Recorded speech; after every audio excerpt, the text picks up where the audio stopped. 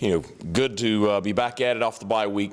Had a good focused day yesterday, meeting and practice. Be back out there this afternoon with a fully padded practice in preparation for Friday night. Obviously a huge challenge going on the road to Cincinnati Friday night. But the kids thought they were very focused yesterday, and they're excited for kind of the fourth quarter of our season. And we talked about it in those terms. Just an opportunity here, at Cincinnati to take on one of the better teams in our league and one of the top teams in the country. They're strong once again this year, and so just a tremendous challenge for us, but one that everyone is really excited about. So should be a good one Friday night. Questions? Coach, Cincinnati, they had 9 guys drafted, I think, from last year's team, but clearly still a very strong team. Just what do you think that says about what Luke Fickell's done there, the fact that they're competing again for a conference title after all those losses? Well, I mean, I think that, you look at the team they had last year, and we all know what was drafted, and also not only what got drafted, but just how well they're doing. I mean, you got several guys that are having outstanding rookie seasons in the NFL, and so I think when you look at the team that we're going to face, we're facing a veteran football team, and so I think it just says that he's done a great job building that program from a depth perspective. And we're going to face a lot of guys that have played a lot of football, guys that have been a part of their tradition and culture, and so they understand what it means to play at a high level and win at a high level. I just think it's just a sign of the outstanding job he's done.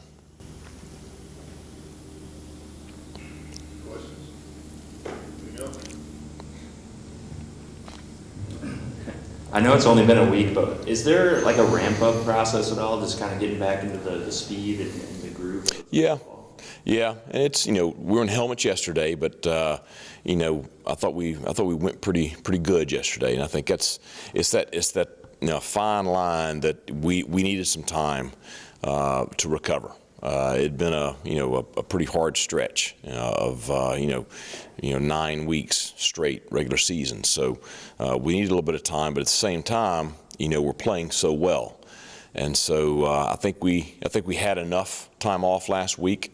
We had 3 really good practices, and we had a good day yesterday. So now it's I think today they've got to take that next step with contact. Because it's going to be a very physical football game Friday night, and it's going to be a big point of emphasis with us this week is that we've got to play a certain way Friday night, which that's the way we've been playing.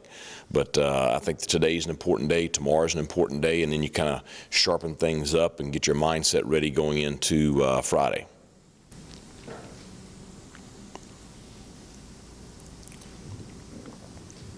They've won 31 in a row at home, but you guys kind of busted a streak at BYU. Is that something, drawing from that road game, that you can build on with your team, not only playing in that atmosphere, but also kind of overcoming maybe some odds there?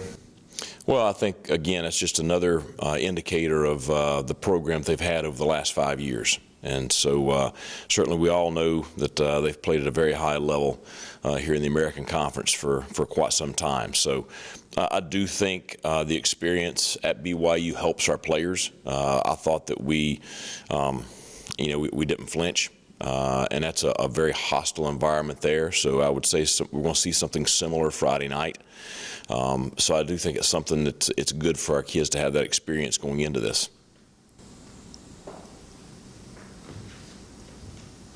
Based on what you've seen on film so far with Cincinnati, what specific challenges does that team kind of pose for your program? Well, I think it depends on which phase you're looking at. I think they're a very complete football team, but you look at them defensively, and certainly they rank at the top or near the top in sacks, tackles for loss, negative plays, and so it's a defense that really puts a lot of pressure on you. You're going to end up in some situations. You like to avoid them, but traditionally they've been able to put some people in some situations where they're behind the chains. But again, I think that's just the benefit of having experienced players. I think you flip over to the other side. And with Ritter and company, graduated, they really have not dropped off. I think that Bryant, who spent a year at Eastern Michigan after backing up at Cincinnati for several years, has been very, very solid and is having an outstanding year. They have a list of playmakers, whether it's Tyler Scott or Trey Tucker. They play three different running backs. I think have done a good job in the run game. But this is just a complete, physical, talented football team. So I think the challenge is for us, like I said a while ago, to continue to play and execute at a high level the way we have been for the last month plus.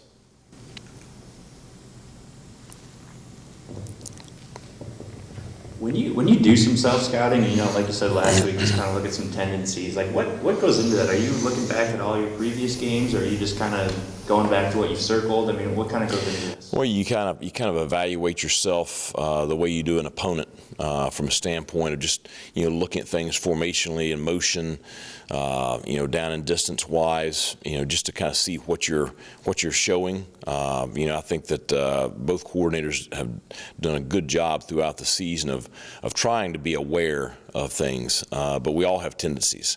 If you're aware of them, then you can either avoid them or break them. But it's good to understand what they are, because that way you can anticipate what kind of look you're going to get.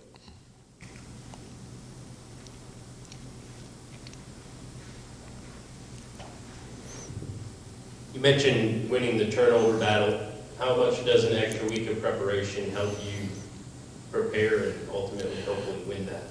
Well, I think it comes down to a lot of fundamentals and decision making. So we spent some time last week really focused on it defensively, trying to work some get the ball out, punching out, ripping out stuff. Made that an emphasis last week. The same opposite side offensively, as we really focused on great fundamentals.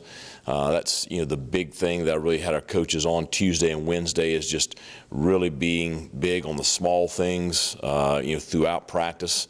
And I think that's where you can let yourself get a little sloppy at times if you're not really on top of it. And so I really had them hone back in on the way we finished, the way we got the ball tucked post catch or post mesh, and so just trying to do a good job of staying on top of that stuff without us having a game last week.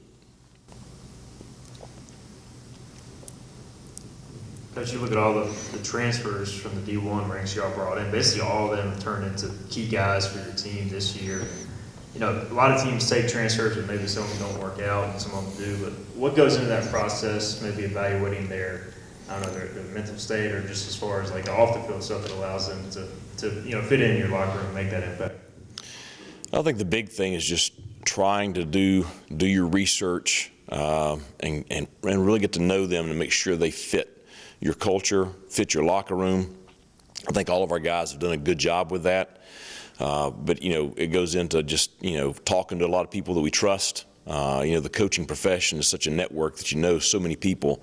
We try to talk to someone that we feel like is going to give us an honest evaluation. And then, really, I'm still a big gut feeling, meet somebody in person. And, I try to spend a good bit of time with them before we, make a decision one way or the other. And, if I feel comfortable with them, then they're probably going to fit in pretty good in our locker room. And it's really a credit to both our players that we have currently on our roster that, we've grown up, their ability to accept people and bring them into our locker room, and to the new players that we have added this year, and the way they've come in and just tried to be a part of the team, a part of the locker room, not trying to come in trying to be something else. We try to be very transparent with just expectations and the way we operate, and I think that's the big thing, because you want to make sure that everybody understands kind of what the deal is before they get here, and that way nobody feels like they're misled, either us or them. Anything else? Just curious about the bye week. You guys had the scrimmage on Thursday. Did any positions or players individually stand out during that? I guess the young guy scrimmage or the scout team scrimmage. Yeah, I thought it was really good. It was spirited as always. We